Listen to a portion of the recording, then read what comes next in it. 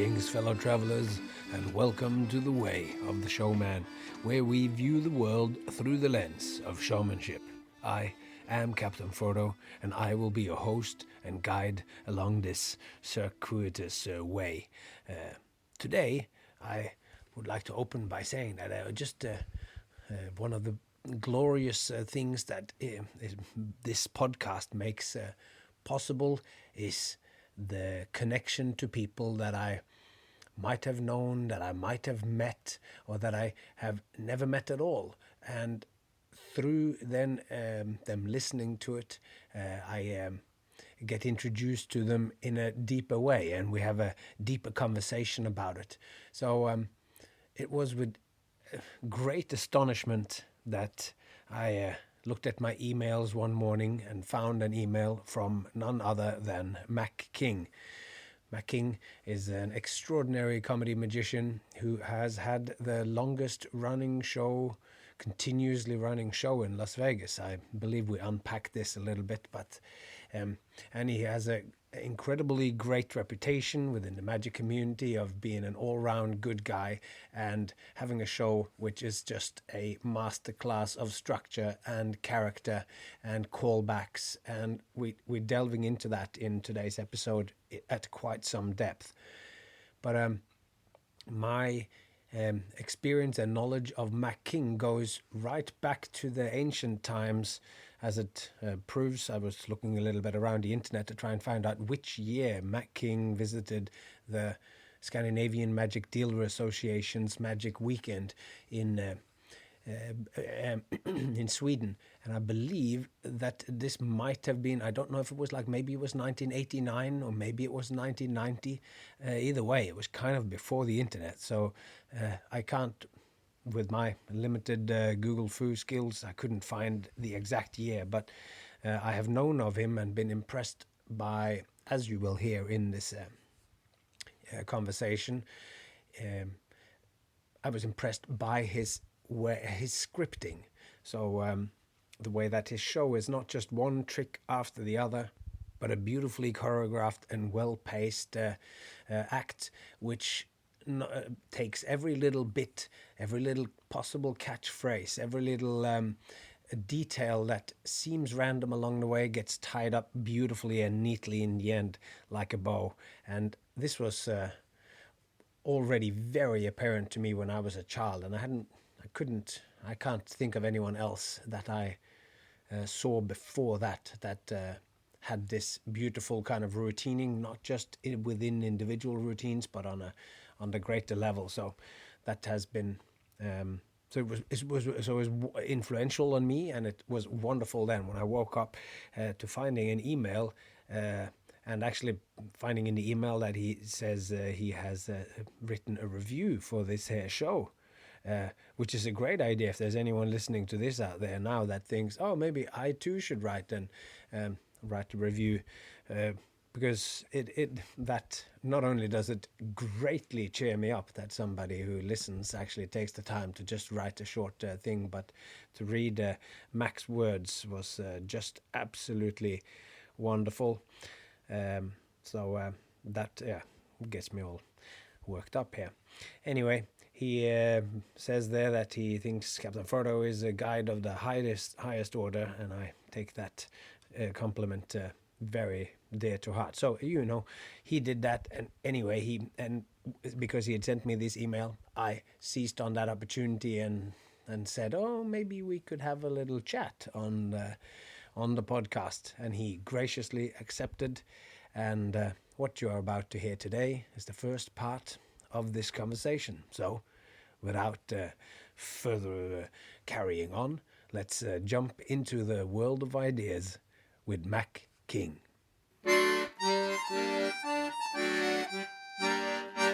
You discovered the podcast after the pandemic. Yeah, really. Only like 6 months ago. Oh, yeah. Oh, that's amazing. Yeah, Nick Difatte, we were, I don't know how well you knew Max Maven. I didn't know Max Maven personally. So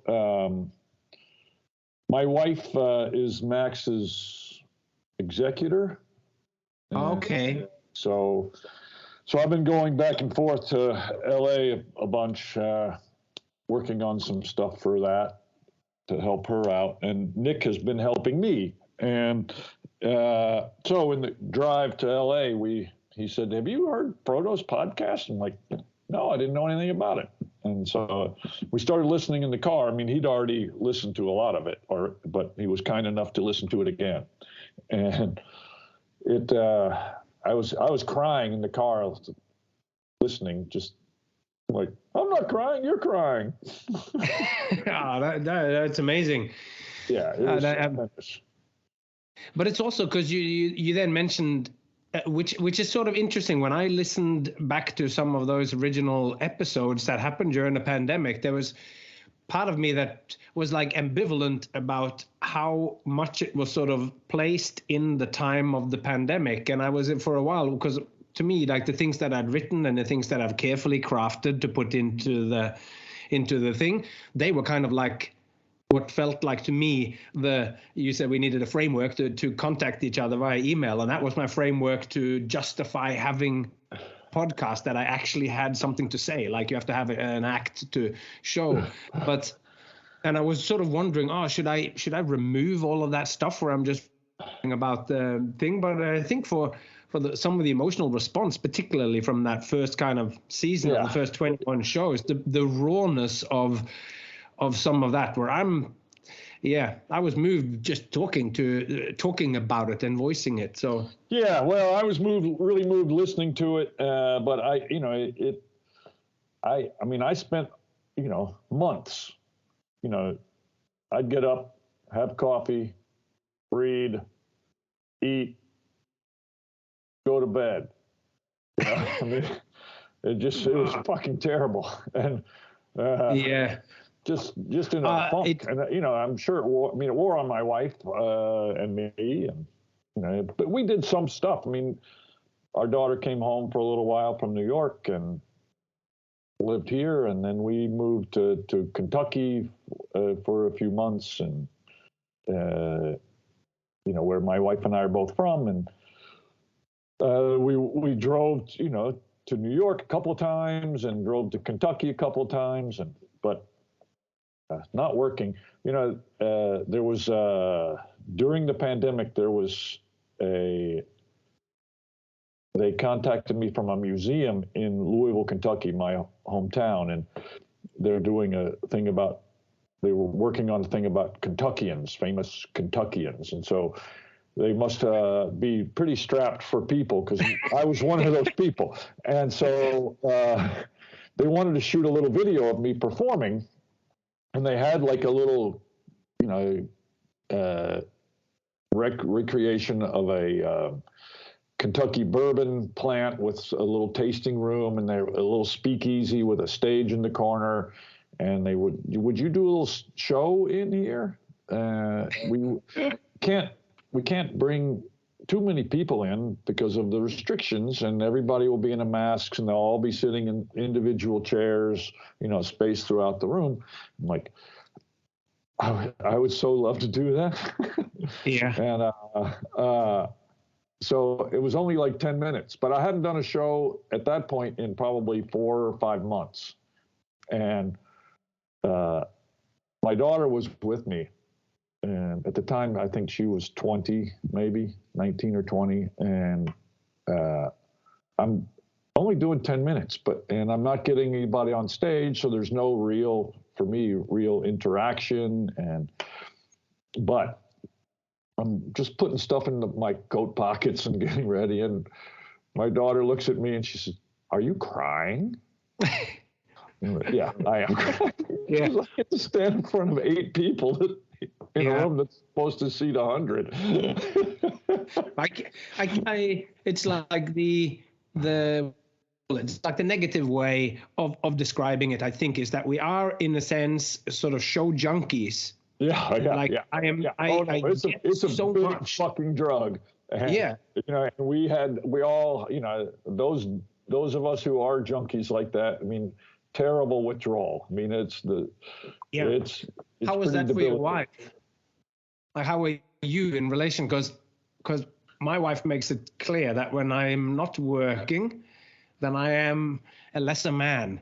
Not because I'm not doing the shows, but because I just get, I don't know, I'm not quite myself if I don't have regular coming up. So how does it affect your mood in the? Oh yeah, of in the course. whole? Yeah, my wife's ongoing joke. She's got like a running gag that's like, I know what's wrong with you. No one laughed and applauded for you for 3 whole days. Yeah. Yeah. But I did think, and in one of the podcasts, I did think because to me, of course, it's not just that it is this. Well, maybe the shallow way is to say that it is just the applause and boosting of the ego. But of course, for me, it's so much more, because there's so much of my purpose in life and the thing that makes the ridiculousness of all the stuff I gather, have around me, all the things I think about, they are so useless. This thing doesn't exist, and it hadn't happened before that it became illegal to do what we were doing. And it just sort of, because I think of myself as somebody with a great variety of skills. I can do family entertainment, and I can do perform. I can do work on events. I can do all this, but everything comes down to me being in front of another group of people. And when that became, it hit me so hard, and that's when I sort of came up with this idea that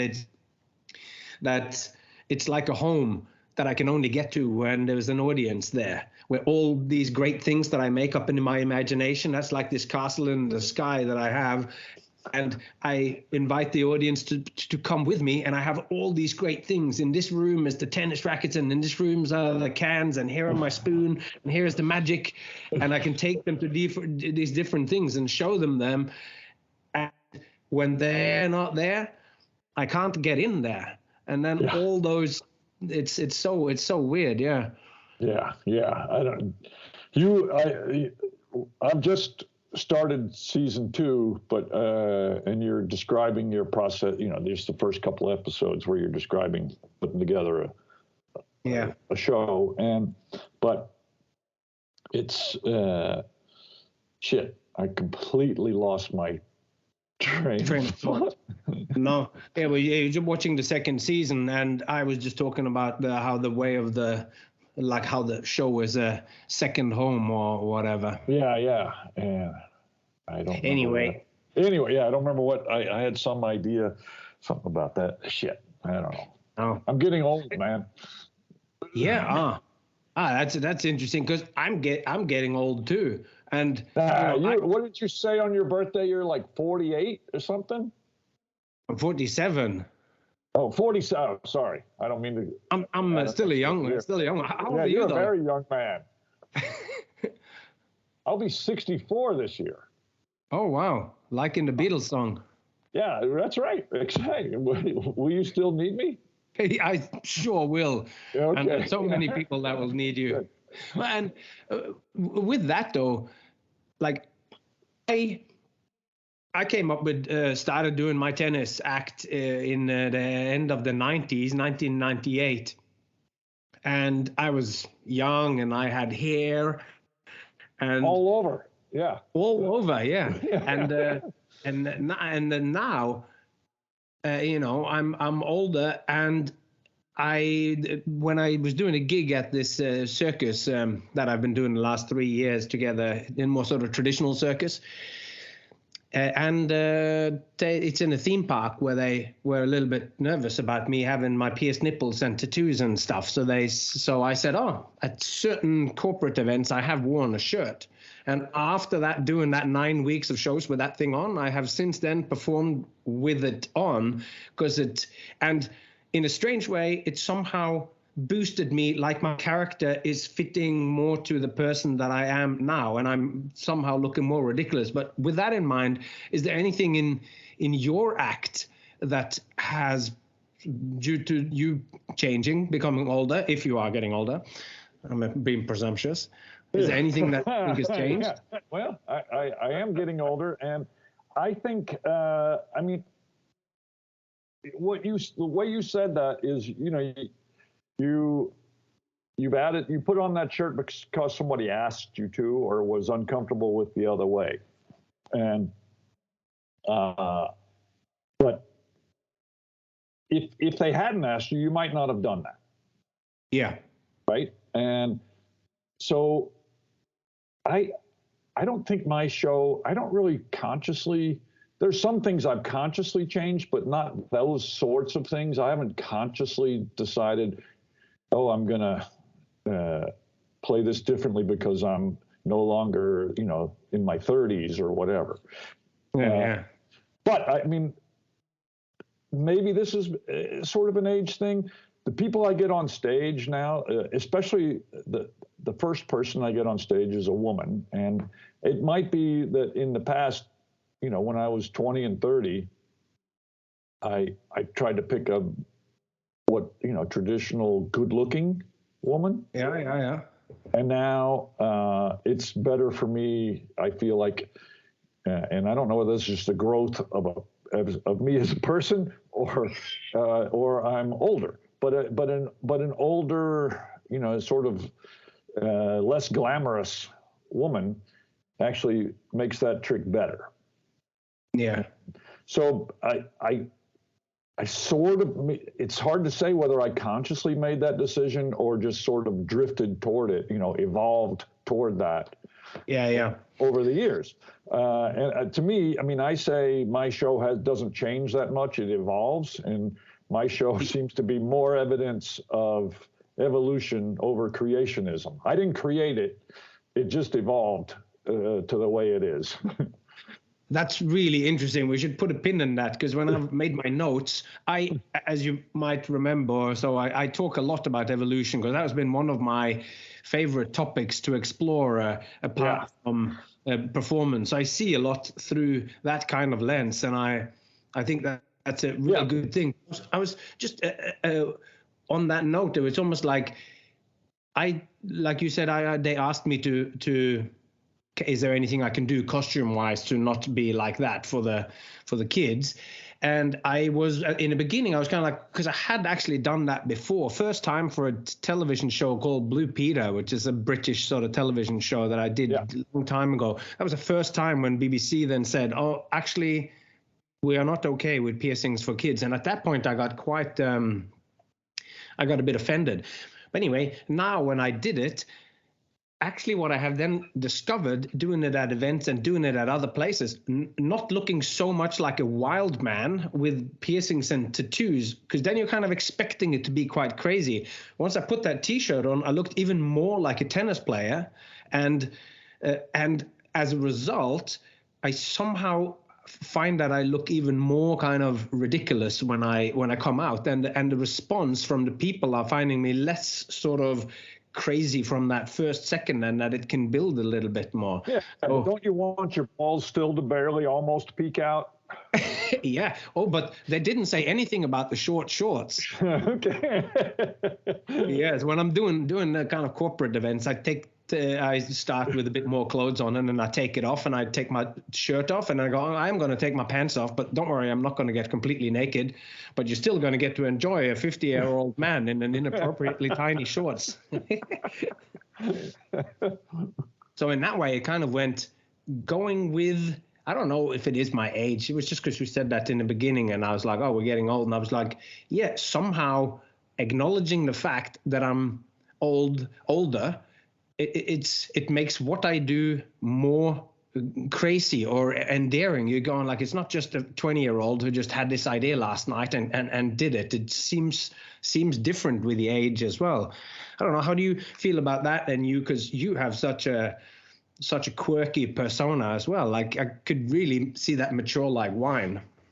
Well, thank you. I mean, when you said that, I was kind of reminded years ago, Penn and Teller made the conscious decision to wear business suits and dress more conservatively. And I think they still do this. They have those suits made by whoever is making the suits for the current president of the United States. Oh, wow. And fancy. So Yeah, so it's fancy, but it's also, I mean, almost as conservative as it can be, right? Yeah. I mean, Yeah. And the contrast for them is, these guys, eating fire and throwing rabbits into wood chippers, wearing staid business suits, they felt like was a good choice, and I think that's correct also. So that sort of ties back to what you're saying about, it's more of a surprise how, out there you are if you're not, exhibiting your nipples, Yeah, exactly. Like you expect a certain thing then. But that's actually, I heard a podcast you did, it was called like The Magic Word or something. And you did it with, two, let me see, I wrote that down here. Scott Wells. Oh, well. You did it together with Paul Hodgson. You're recording this, right? So I can't say that Scott Wells is an idiot. I don't think he listens to this podcast anyway. This is an obscure podcast in one of the furthest corners of the internet. Yeah, it's just before you get to the last page of the internet is where you find it. This is the one right before it? Okay. Yeah. Just before you get to the last page and you have to go out and do something else. Right, okay. Yeah. But now I lost my thread. But you were talking about something I said on that's right. And you were talking a little bit about actually what led into it was that you guys got into talking about Andy Kaufmann, and because you used to wear, and I can't remember now, but I think I saw you in 1989 in Sweden, if that was the years, 89 or 90, when you came to Sweden and did some lectures and stuff. Yeah. And did you still wear the? No, I had, become Mac King instead of the Baron Maximilian von King. Yeah. Yeah, I was already Mac King at that point. That was a great trip. My wife came with me. We had a great time. Yeah. It was influential. What were you? You were like 11 or something. I don't know. Yes, I was very young. Yeah, that was like, I didn't get paid back then when I did shows with my dad, but we went to these magic conventions, and when we were there, I could buy whatever I wanted pretty much. There wasn't a magic store in my hometown, so that was kind of like when I got to just go a little crazy. And but anyway, there you sort of said that somebody had likened you to, because you were sort of doing a foreign man, and I was speaking with an accent, and I said, for some reason, I don't know where this came from, I said I was from Belgium. I don't know why. That particular country is what I chose at the time. I mean, I was when I started doing it, I was in, my late teens. And so, I was speaking with a foreign accent, and it was funny, and it was, it got laughs, but. You were wearing also a traditional Norwegian hat, I believe.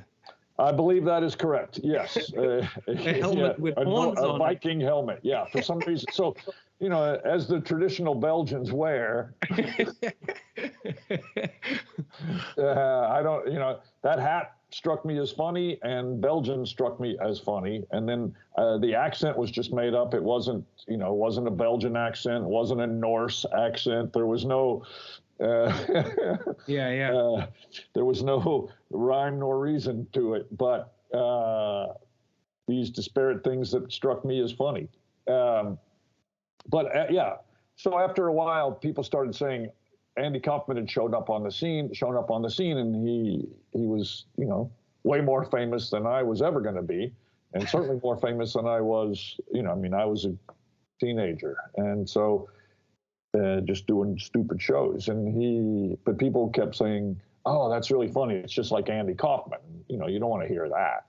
No. And so over the years, it just became, I'll tell you, it started, George Sands, the rope trick guy, sensational rope and ropesational, he came to Louisville, where I grew up, and did a lecture. And when he started doing this rope trick, he put a hat on. It was a straw hat, but he put a hat on, and he became a different person. And he was really hesitant and unsure of himself, and spoke very, sort of stuttered a little bit, and very shy character. He became a different character when he did this rope trick. And I loved that rope trick, and I started sort of, I don't want to do exactly what George Sands is doing, but I can do this other character.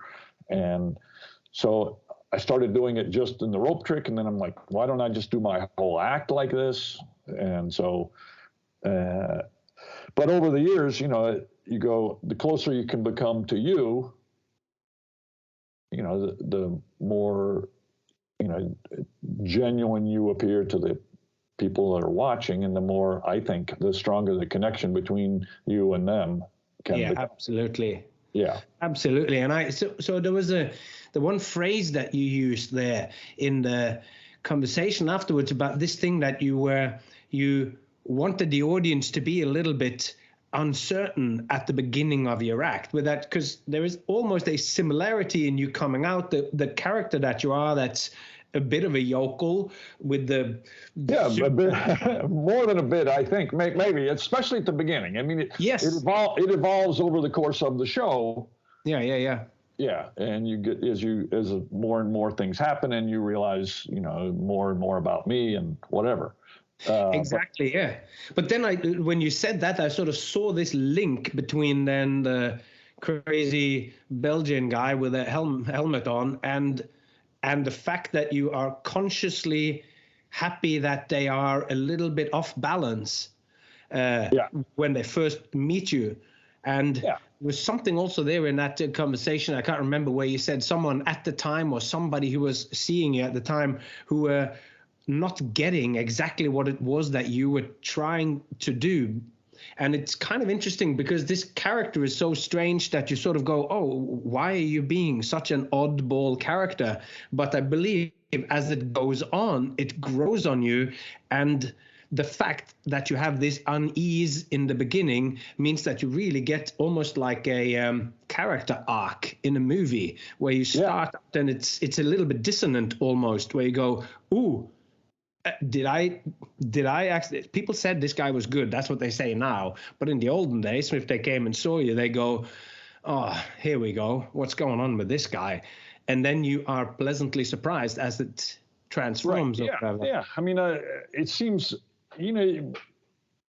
I've always been really lucky in that I've had a long time on stage, right? I mean, it hurts when I do television, that sort of that arc, unsure to, oh my, what's going on here? There's more to this than I thought, because that I've had the luxury of being able to develop that over time. I mean, when I worked in comedy clubs before I came to Las Vegas, I mean, I was doing 45 or 50 minutes, and it was, there was that time, and I was doing 200 shows a year like that, and then.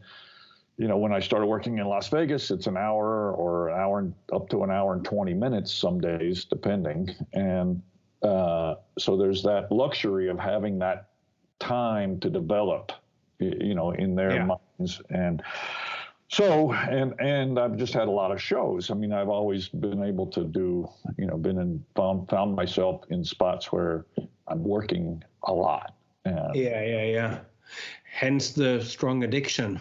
That's right. Yeah. But the interesting thing that really struck me with when you guys were you're talking about the helmet, and I made this click, and why I'm going on about it with Andy Kaufmann and everything, is that I drifted into freak show and stuff, and started out doing magic with my dad, and then I did street shows for a while. In the meantime, when I left home and didn't know how to get gigs and needed to do shows, street is the only place where a young punk can do 3 shows a day and just keep developing and whatever. Because you basically, like what you're saying, you're working out who you are. Because I know who I am, but I am becoming myself as a showman in the meeting with the audience, because they're guiding me not just to what feels authentic to me, but what they think is authentic. So right. Yeah. No, it's a back, for me, it's a back and forth like that. And, and a big key to that is being a good listener, right? I mean, yeah. And so, and especially in the early stages, right? I mean, that's what keeps it fresh for me too today, doing so many shows, is consciously paying attention to what's going on. But when you're working on something too, I mean, working on yourself early in your career, who are you, and how do you interact with folks? Being a good listener makes a giant difference, and you are trying to figure out, the best parts of you, or what you want. You don't tell them everything. No. Because there's not time. Even That's if exactly right. 20 minutes, right?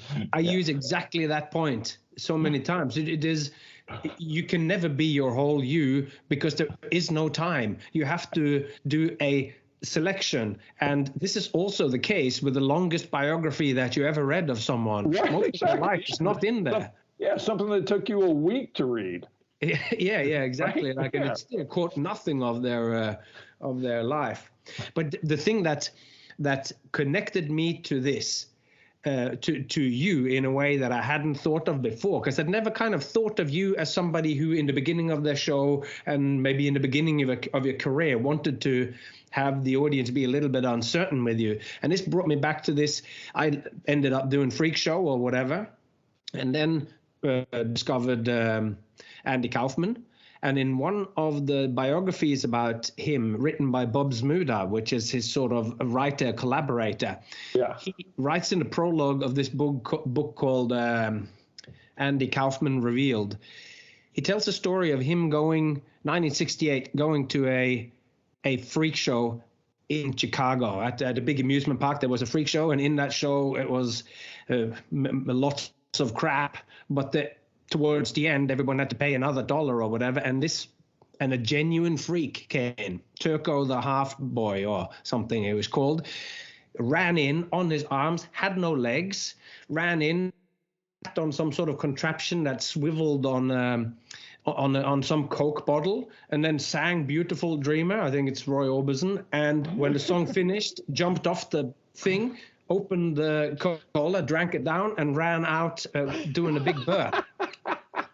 So, and then he says, a real act.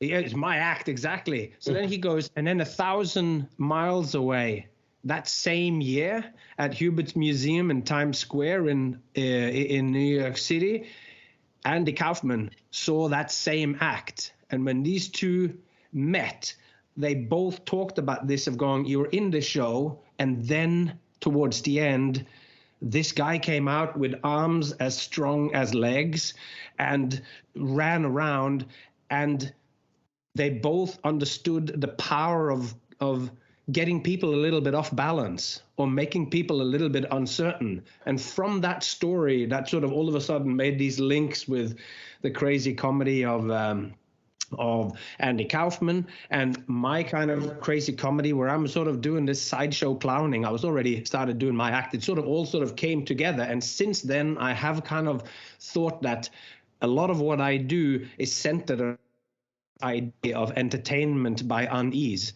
That when I say, I'm going to do a dislocation, which I say early on in the act, you think, I don't want to see this. Right, yeah. But then as the act goes and you learn to like me and you go, this guy is actually nice, then they allow me to take them to that place. And in the end, they're happy that they came there with me. And it was something in that structure that just all of a sudden I went, oh, wow. Because I love that when I can feel like I understand something or someone by something that I truly knows, which is the 12 minutes of the tennis or whatever. Right. Yeah. Yes. I mean, initially for me, it was like, I want to see how big I can make the sort of the reaction. I mean, if the expectations are, set them as low as I possibly can. I mean, at one point I would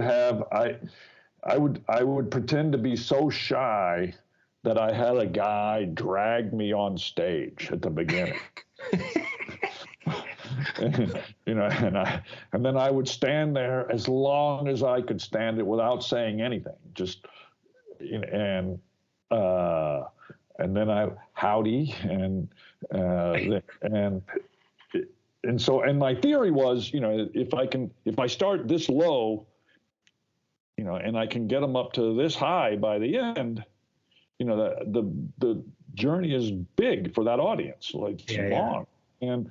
But I feel like over the course of time, it evolved to, hey, maybe I can take them on that same length of journey by starting them higher. Yeah. And then go higher, right? So it's less uncomfortable at the beginning for everyone, but it's still a little uncomfortable for them. They're still like, I don't know. Yeah. And that's, but the end is higher than it would have been if I'd started out crazy low. So it's the journey's about the same length, but the finish is higher on that mountain. It's really interesting, but it's also, I think it's, you're becoming more and more a master at presenting your character and presenting your material. And in the beginning, it's almost like, it makes so much sense to me that when you have that idea, you need to take it to its extreme. Because comedy kind of lives in the extremes in a way. So, and you can't go straight to something which, the way you start now, it's like could be somewhere in the middle on that. You're not coming out and going, hey, it's showtime, and you're not being dragged out. But it's great that you tried all the way from that. Because in there, it like you then have found this sort of sweet spot where you take it as low as you need to go because you can take it higher. That's really interesting. Yeah. And, and so for me also, I've always been able to do a lot of shows. Before I did comedy clubs, I worked in an amusement park like you were talking earlier and doing, at least 3 shows a day and sometimes as many as 6, 7 days a week. And so I've always had I've always thought of it as a laboratory, right? It's not like you got a week in between shows. You have a few minutes in between shows. And so if you think during, something occurs to you during the first show and you're like, shit, I can try that the second show and see. And it's really, makes a big difference. It's such a blessing. Yeah.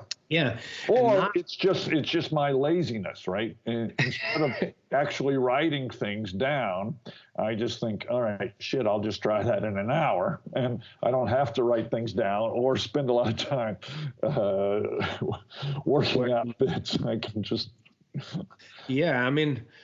It's in the beginning that it has that organic growth. And I find nowadays when I'm going to do something new, then the pressure is different because you're going to do a new bit, even if it's just for a one-off or whatever, for it to justify itself. You're only as good as your last performance. If I go out there and kind of bomb with some half-baked material. So now I need to work harder, but I also have more experience in what I think can work and which bits I know I can sell. So, but it still is, I feel like there's a different kind of pressure now as well to being good on the moment. But if you are to, you are better too. That's the thing. Overall, you're better. Yeah, that's right.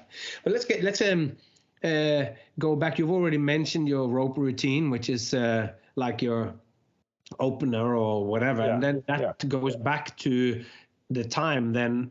From this, I understand that it goes back to the time of Maximilian King. Yeah. So I was, I started doing that when I was like 14 or 15.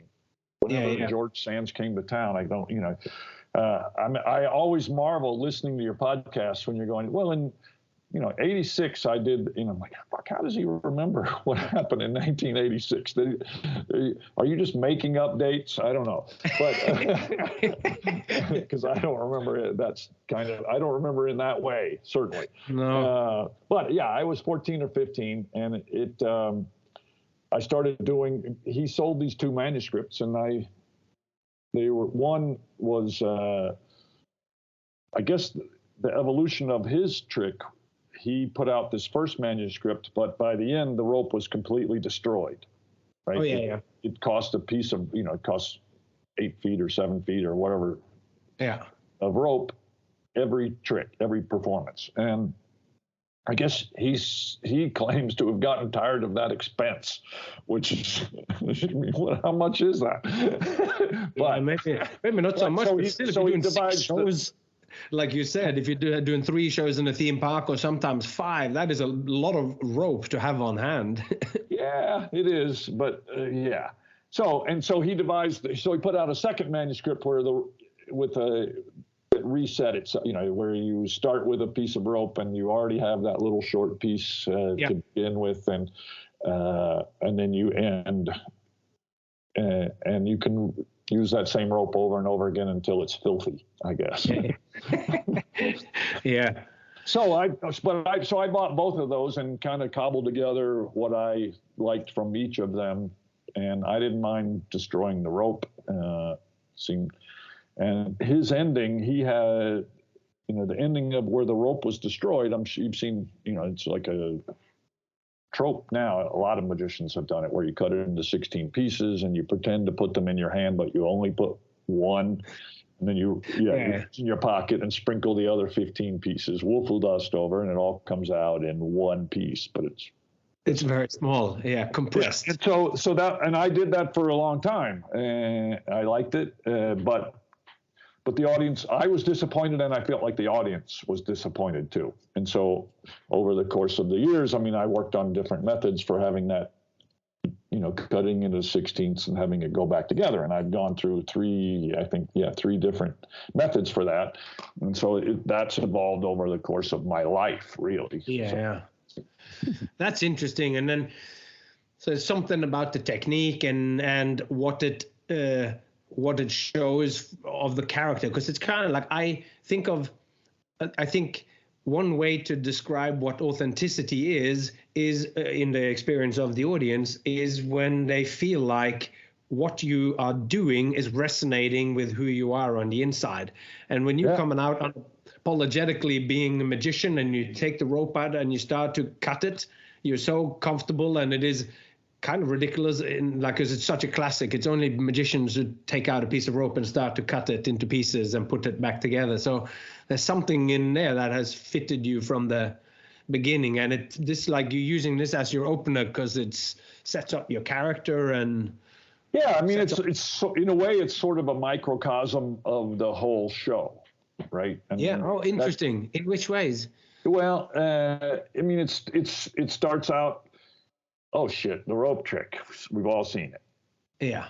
Right. And then it's just the first part, there's just some gags where I'm cutting the ends off and talking about it. And that sort of adds to the uncomfortableness a little bit, because the jokes aren't that great. They're sort of, a little math. And so there's but as that trick goes on, it's like, oh yeah, he cut the rope in half and he put it back together. And then stuff starts happening that they've hopefully never seen.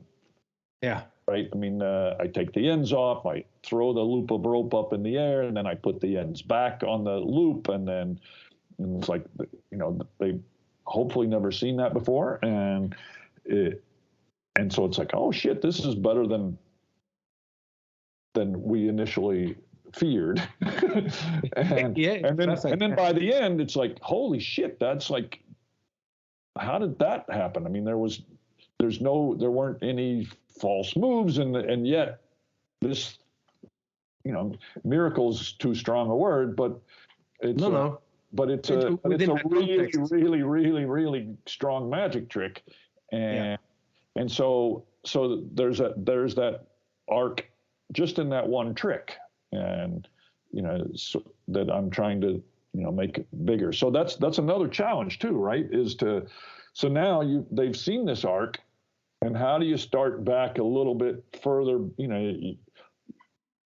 to start over again for the next trick? Yeah. Right? I mean, Yeah.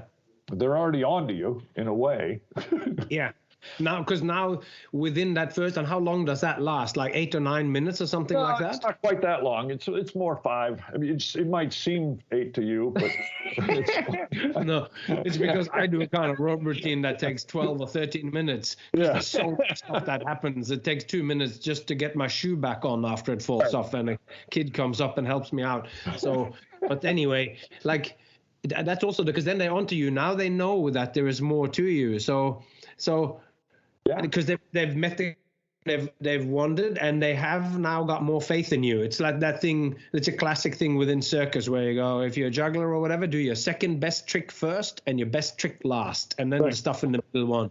So now you got their attention and everything. So you got some strong material, and you're deliberately starting with the NAF and you're evolving it, and then you're doing strong magic. And what is because I've heard you talk about working the comedy clubs and watching the other comedians, how much work they put into their acts, and working on specific words, and also working on the structure of it. Because I'm really interested in that too. Because your show is very much like a masterclass in comedy and magic, because it has callbacks and it has repetitions and themes that goes through it. I mean, the Fig Newton and stuff that keeps sort of recurring in an evolved way. So is there when you were watching these people, was there anything specific that you remember watching a comedian, no matter who it was, but something where you go, oh, like callbacks, for instance, was that something that you were already aware of, or was it something that you saw comedians do?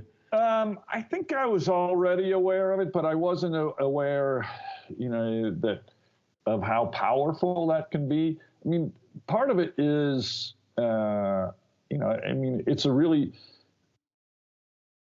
even like when you're a little kid, or when I was a little kid, one of the things that I saw somebody do, and it got to be cliche kind of for a manipulator even, to start out with a vanishing cane, or cane to silk, right? Yeah. Cane changes to a handkerchief. And then they end with the handkerchief turning into a cane. Yeah. Right? So it just, that little thing, I'm like, oh man, what a fine idea to end up where you started. Yeah. It makes it, the whole, whatever in between is okay, but it gives a real structure to that act, even if it's only bookends it.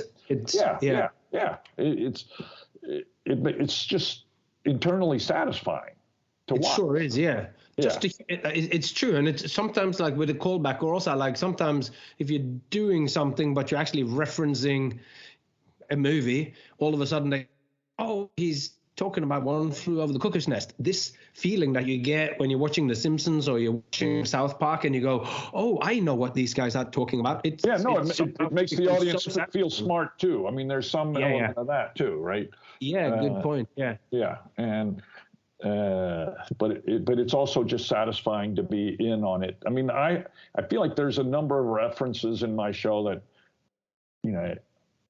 most shows, maybe there's a couple in there where I'm like, no one gets that, but I don't care. One of my favorite bands is Funkadelic. I don't know. Funkadelic. Yeah. Do you know that band? I don't know that band. No. George Clinton. You know that name? Oh yeah. Oh so yeah. Yeah, so Parliament, and then Funkadelic was the more rock version. I mean, he had a Parliament, which was not like a sort of more poppy funk with horns, and Funkadelic was more guitars and psychedelic. And so it was like funk psychedelia, psychedelica, however you want to say that. And at one point, he's talking about funk, and he's doing this weird, I'm sure there's some sort of, electronic fucking with his voice, where he's going, funk, it'll blow your funky minds. And so I just love that little phrase. And so when I'm doing the cloak of invisibility, I'm getting ready to appear from nowhere. I say, get ready. This is gonna blow your funky minds. And maybe one person out of 5,000. Yeah. Oh yeah, I can't believe he's quoting Funkadelic.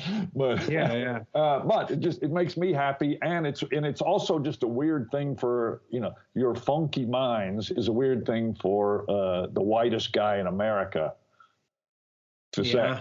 It makes me also, happy. It's really odd for you. Yeah, that's exactly right. I have one of those where I say, and I will bend my body into rude and amusing shapes, and that comes from a Blackadder episode where Baldric says something like, "Going, oh, we haven't had this much fun since we found potatoes grown into rude and amusing shapes." Yeah. And have then you ever had anybody come up to you afterwards and say, "Wow, I can't believe you're quoting Blackadder"? No, not a single person. And when we were playing in London, and now I'm blanking, Baldric, the actor who played this part, who said that line, came and saw the show. And then I got to meet him afterwards, and I said, I can't believe it. I'm saying this thing in there. Which is your line. And I could tell that he also couldn't remember this line. I mean, they must have done 100 episodes of that thing, and this one little line, not particularly funny, that was hysterical to me in that moment, so that I brought it into. So it is so obscure that the person who actually said it and inspired me didn't even remember it. So pretty obscure. So those structures. So in my head, there was a guy who used to Mark. He'll be bummed. I can't remember if he wouldn't be listening to this. Anyway, a comic who played music also, and the structure of his act, I was a middle act for him a couple of times early on in my comedy club days. And I always loved sitting in the back watching him and, seeing how his act was structured and, all the callbacks. And so that was kind of influential to me. But I just have always liked that. It's funny. I'm really only doing what magic books tell me to do. Just, they all say, have a beginning and a middle and an end, and that's the ideal structure. And so, but just very few people do that. A lot of people are just a thing and then a thing and then a thing. That's exactly right. So with that in mind, then, but that's the interesting thing though with yours, and why it then becomes also a masterclass, is that it's not that you are doing some mind-blowing manipulation or something like you've never seen anything like this, because like you joke about when you go, the rope trick where you're going to cut the rope and put it back together. But all the stuff that you do is done with such excellence, including this thing with a beginning, middle, and end, where you go, it's just from the magic books. It is so expertly crafted, and that's what it is, that you watch your show, and towards the end of it, it punches above its weight or somehow, like it. It's like the sum is greater than the parts, right? Way better, way bigger. And I think that's just a function of the structure, right? I mean, it's just you're not used to seeing that in a magic show, and because that's there, I think it also functions as just a trick and a trick and a trick and a trick for some people, but for the majority of the people, and I'm really trying to get it across to people who, wouldn't even pay attention normally to that sort of in a comedy magic show. I'm trying to get it across that I put in a lot of thought. Yeah. And a lot of effort into making this the way it is, and so the people that appreciate that get something more out of it. But this is this, like, we were touching on character before, and you went from being a Belgian Viking to being you. And part of what it is that when you come out on that stage and you go, howdy, I'm a king, it's somehow, it's awkward or whatever to some degree, but it's also authentic. But because it's like, how did that character evolve? We can talk more about, but it seems so much like a product of you, but from someone who has gone through an evolution in the same vein, to find that person who appears to be you, to be so authentic, that is not easy. And that's the same with these structures where my act is filled with seemingly random things. Yet at the end, you feel really elated, and that is based on the structure. Where the act used to be longer, and there used to be more stuff in there. And if I fall over several times, so I fall back off the stage, it is also very funny. And I have done that act, so that essentially the same act with more gags and more, took almost 20 minutes. When I was in the beginning, it's you talking about them pulling you out, and I kind of I wanted it to be so chaotic that but when I finally did it in the end, it felt like a sports moment. Like, I really didn't think this guy was going to be able to do it, because then, right. But now I think I can do that same kind of thing, but I can do it in 8 minutes, 9 minutes shorter, and still get that same thing. And it took that while, but yeah, because I really appreciate the structure in yours. And I was then kind of, just to double down on that, it's like, where were you when you went from the comedy clubs and you went in and you're going to make the show that you have now? Like, how much were you deliberately imposing structure on it? Well, I mean, in the clubs, it still had that structure. I mean, I had the beginning and I had the end, and it's almost the same as it is now. I mean, I did the rope trick, and then I had the bill trick is sort of the next to that was the finish, and then I had a pretend an encore where the audience would chant "Mac King, Mac King," and then I came back and did one more trick. That trick, the encore trick, has changed now to sort of a more bigger, larger scale illusion, because I don't have to travel with it. Yeah. And so, but but that structure with the rope trick and then the money trick at the end, and with the money trick sort of ties back to everything. I mean, the magic words from the rope trick, and then the vanishing earthworm earlier in the show, he comes back, and so all these little things that were sort of hanging out there earlier in the show somehow mesh at the end, and sort of reveal that there was a master plan. Yeah, this particular point that you say there, when it all comes back together again in the end, this is the takeaway thing in my mind from watching you when I was a child. That, like, it blew my mind at how and then I couldn't put word to it or whatever. But the fact that everything just started to happen, that the earthworm from before, because you're so used to, and when you're a kid too, I don't think of those things. I was just like, here's one trick and here's another trick, and I'm showing someone else my linking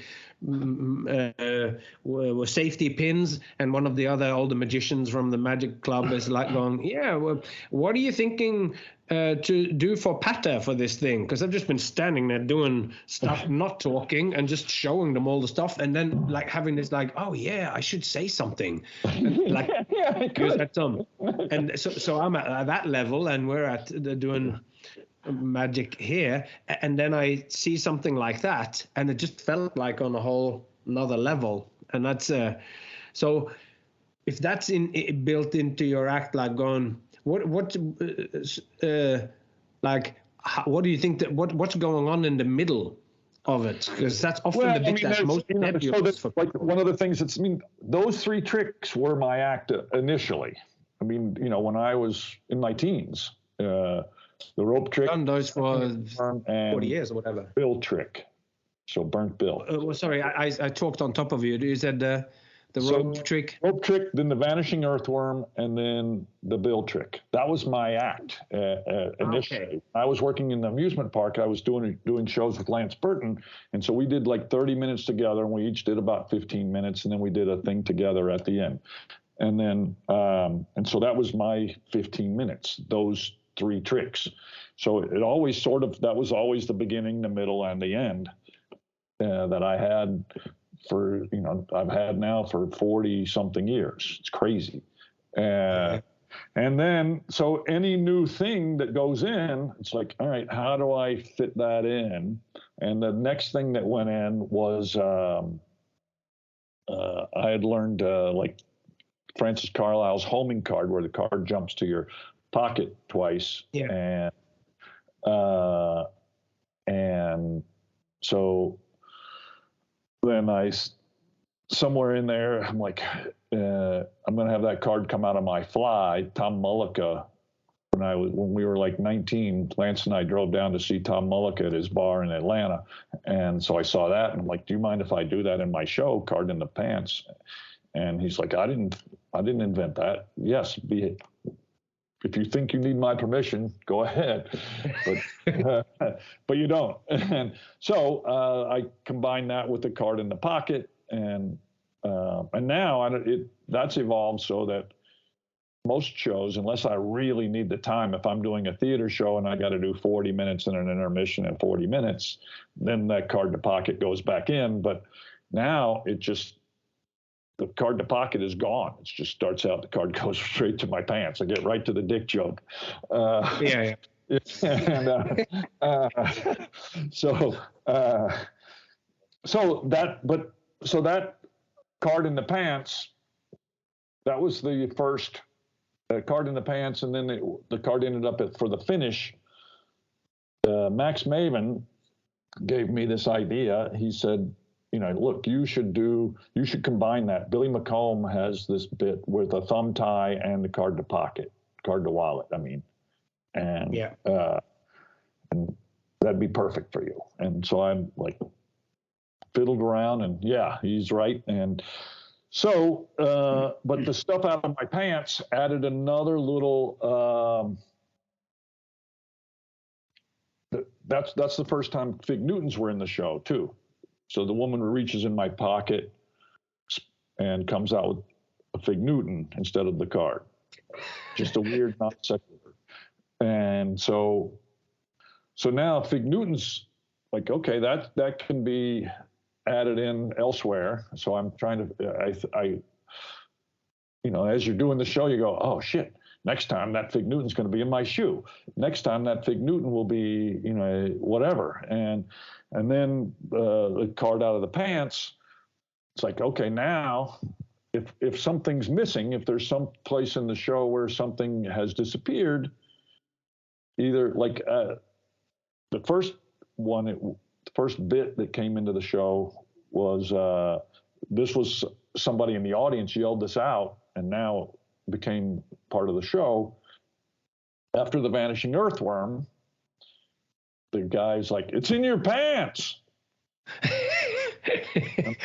Well, that's so. Now when I'm making this earthworm disappear, it's apparently in my mouth, and I, not in my sleeve, not in my pants, and then I make it sound like that. So that was initially, and then it got funnier in my head. If it seemed like I was reacting to somebody who said that, no, not in my pants. And so just all these, just being conscious of how can I tie these things together? How can this trick, combine in some way with a trick 10 minutes later, or, it's just a way of thinking about it. And once you get used to it, it's like second nature, really. anything that you have done, anything that has been referenced early on, you just keep looking for places. Yeah. I mean, I guess you don't want to overdo that. But I don't. No, but it's. But on that as well, if you keep this in mind, that to know the sweet spot of any of these things, you need to have put Fig Newtons going, that was actually too much, or I don't know whether I've gotten to that point yet where I've ever felt like that's too much, but because now there's so many of those things, stuff in my pants, Fig Newton, 2 ends and a center. I mean, that was the initial George Sands thing. He would start with this rope and he would say it has 2 ends and a middle. And he went into way more of that than I do. But now, I borrow a bill and I say it has 2 ends and a center, and I rip it and restore it instantly. The worm, I pull the worm out, and the worm has 2 ends and a center. And so all these little things, they just, I don't know. It also happens, I think, if you're funny off stage, right? One of the ways to be funny off stage is to reference something your friend said an hour ago, right? And that's laugh. And so that's just a sort of a style. Yeah, it's a way to make an instant in joke with the audience. That's right. That's right. We're all in this together, That's also when if you're doing. I just did a gig here a couple of days ago, a corporate event, and as I was standing getting ready, a guest came into the glamorous place next to the kitchen where I was. Where they had put the star where I put my star. And he said, I was wondering, do you have another dessert? And I don't know what about my attire that made him think that I there, but I said I don't actually quite know, but if you go through over there, he just seemed so jovial as he asked. So I said, why do you want a second dessert? Because it's just like because that was how he's put it. It's like, is there a second? Can I have a second dessert? And he goes, there is a guy in there. It's a joke we're doing, because there's a guy who just ate 2 dinners in there. Then there was maybe 100 people at this party or whatever, the event. And then I said, and now I'm going to give him this, to give him 2 desserts, because he was so hungry and he ate another dinner. So then when I came in, just knowing that somebody ate 2 dinners, I came in, I was doing my normal sort of patter about myself and about them. This was like a shipping company who owns a bunch of ships or whatever, and I was making some jokes because I knew there were several captains in the house. So I said, I'm Captain Frodo, captain of the world famous showmanship. Are there any other captains in the house? And got some back and forth. And then I said, and I heard rumors there was somebody here who ate 2 dinners. And as a result, this guy just clapped or whatever, said something. And then people gave him a round of applause. And now we had made an in-joke. So later on, when somebody whooped over in that corner, I said, and it's the guy with 2 dinners. Like I'm going, when my muscular body or whatever, I made some joke and somebody whooped. And I'm going, it's the guy who ate the 2 dinners. And I'm like going... When I refer to my body, why is it always the guys who do the whooping or whatever? Anyway, but then it's like you're always looking for those things, and that's something that and it's a bonding thing too for the people out there, right? I mean, it's just another tool to, make them not individuals but a collective audience, right? And that's a great point. It's like, and that is such a big part of the job that we need to do as well. That makes them, which is why, and I know I say that when they book me to go, put me early on in the show, partly because I want to go home. But not in the show, I mean in the event. Don't put me at the end after the dessert, although that's what they did this time. I was like, because what I do, how I leave the party or how I leave this event or this conference, after that, people are talking, people are buzzing, people have a thing. And it's not me blowing my trumpet. This is like, although I can, no, but it's like you say it because it does actually unify them as a group, and they go from being a bunch of individuals to an audience, and that is part of the sort of the craft. And on that, because you perform overwhelmingly in one venue. And once again, the way of the showman ends on a cliffhanger. I am about to ask him how, when you work overwhelmingly in one venue, how does it then feel to go into a completely different venue when you're doing a random corporate gig, or you're doing some other event outside of a show that you do just literally thousands of times in the same place? What is the difference when you go into another place? But to find out the answer to this, you have to come back to the next exciting episode of The Way of the Showman. And until then, it'd be wonderful if a few of you could write a review on iTunes. It really does make a big difference. And to find out what's going on and see what episodes comes up next, and possibly I will be sharing some little tidbits that won't make it onto the show. Just follow me or follow the podcast on Instagram, The Way of the Showman on Instagram. Apart from that, all I want to say is tell your friends, tell someone you like that is interested in circus, that's interested in magic, that's interested in thinking deeper about what it means to be a performer, and send them our way. And I promise I will welcome them like a long-lost friend. Until next time, all that's left to say is take care of yourself and those you love, and I hope to see you along the way.